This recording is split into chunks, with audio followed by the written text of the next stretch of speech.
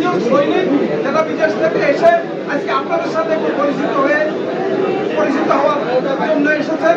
আমরা সেই জন্য একত্রিত হয়েছি এবং আমরা একত্রিত হয়েছি শহীদ রাষ্ট্রপতি জিয়াউর রহমানের গড়া দল বিএনপি, আগামী দিনের কান্ডারি তারেক রহমানের বিশ্বস্ত হাতিয়ার, শহীদ রাষ্ট্রপতি জিয়াউরের খাঁটি সৈনিক, আমাদের এই এলাকার মহামাটি মানুষের নেতা ব্যারিস্টার মাহবুবুদ্দিন খোকনকে আগামী দিনে